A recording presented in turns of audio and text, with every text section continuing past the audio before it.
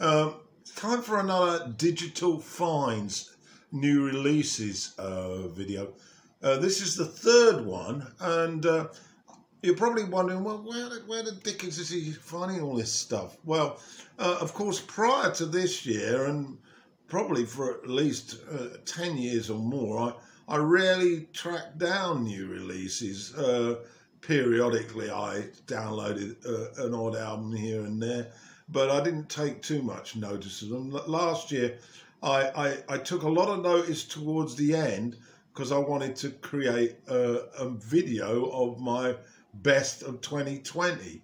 But this year, I've decided to start from the beginning of the year, and I use allmusic.com, which has a tremendous new releases page, which I'm viewing sort of on a weekly basis.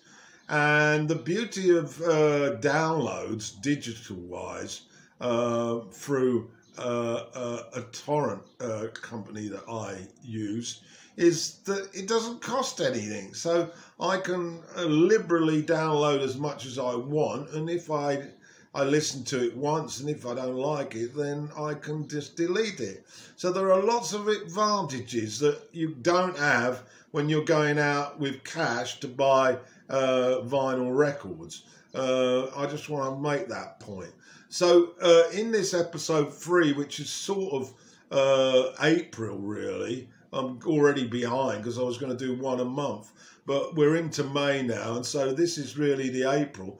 The problem is that I've gathered together a huge number. I think it's in excess of 10. So I'm going to keep an eye open on the clock and try not to make this video too long. Here goes with my new releases. The first one I want to briefly comment on is Steven Wilson's The Future Bites. Now, I've heard a lot about this guy on the VC, about his abilities as a musician, but also particularly as a producer, having tackled various old releases and given them a new lease of life. And I was aware that he was probably linked in the progressive rock band box. So I got this one down, and I must admit that an eclectic mix of rock, pop and electronica, and of course a very slick production, and this is a really good album. In fact, it's the 6th by Wilson, The Future Bites. It should have come out last year, but COVID put a quash on that, and I really enjoyed it. It's got spacey electronic ballads like King Ghost, for example, nice pop rhythms with piano and good vocals, lots of oohs and ahs, and then it's also got certainly electronic beats on this one, and a lovely folk soul vocal on Man of the People, which I was very impressed, and of course there was touches of electro disco beat as well. So all in all, I'm very impressed with this album, and I'm certainly going to go back and have a look at some of his previous ones.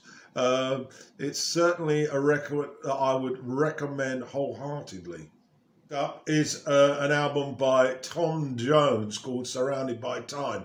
Yes, it is that Tom Jones in his 80s now, and I downloaded this album, and I was thoroughly impressed and gripped as I listened to Tom's growlish crooning style, and he took us through a number of cover version songs. One More Cup of Coffee, Dylan's song, This Is the Sea from the Waterboys, and then there was a really zany sort of piss take type song by Tom called Talking Reality Television Blues, which is an absolute hoot, and it's sort of a nod to psychedelic, but given a new broom. And all in all, I'm Growing Old towards the end is also a highlight, and the old Windmills of Your Mind. But altogether, considering this man's age, and of course, he's been one of the great singers of our time. I think this is an absolute tremendous piece of work by this man, and shows that there's still life in him. And I really do think you ought to get to listen to it. You will enjoy it, even if it's only in part. To go alongside that, there's another sort of ancient relic that has decided to put out another album. Peter Frampton, Forgets My Words. He's of course got this crippling muscle disease which is now interfering considerably with his ability to play the guitar. This is an instrumental album, and he does a number of covers on it, and it's a guitar virtuoso's paradise, really. He is still up there as one of the best. He does the Radiohead song Reckoner, Isn't It a Pity, which is the classic Harrison song from All Things Must Pass. Are You Gonna Go My Way, the Lenny Kravitz, which is a real thirsty, heavily driven rock number. But I think the best is Bowie's Loving the Alien, which is 7 minutes. It's a classical, tasty collection of his guitar playing talents, and he delivers in spades. He's been in music 50 years, and it shows how talented this man is. And I really suggest that you get to listen to it. It could well be his last. So that's Forgets My Words by Peter Frampton. Offering today is Homecoming, Du Blonde.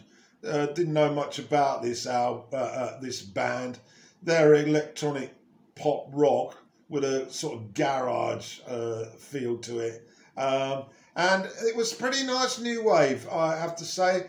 Some of the tracks sound a little bit like garbage, courtesy of the lead singer, who does sound like Shirley Manson a bit.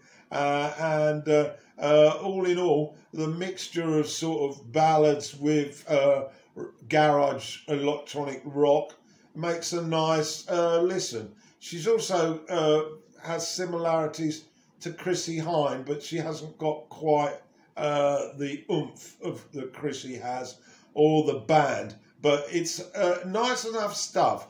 So Homecoming by Du Blonde. And the next one I want to mention is In Another World by Cheap Trick. This is the first album by this rock band in a long time.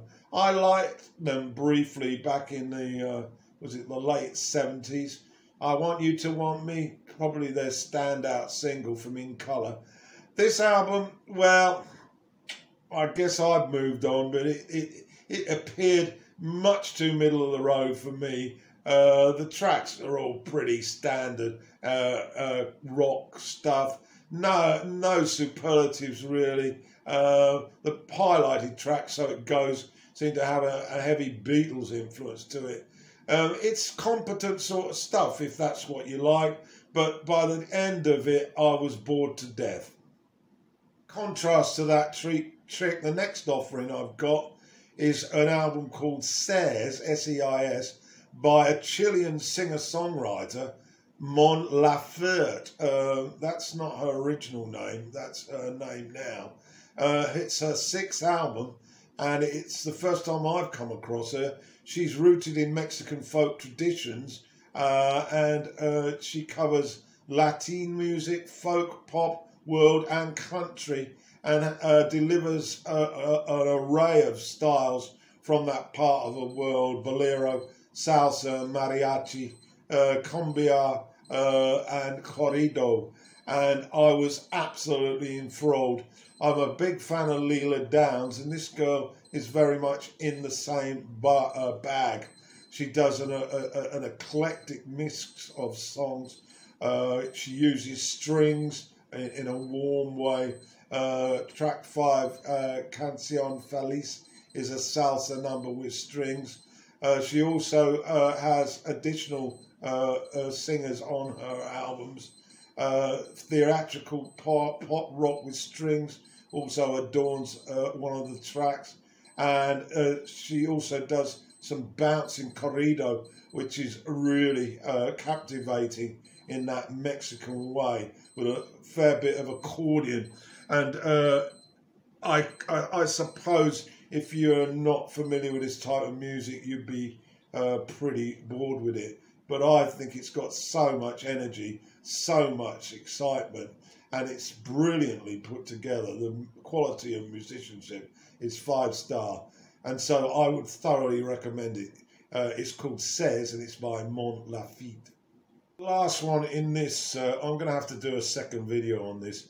The last one I want to briefly talk about is an album called Wildfire by Mythic Sonship.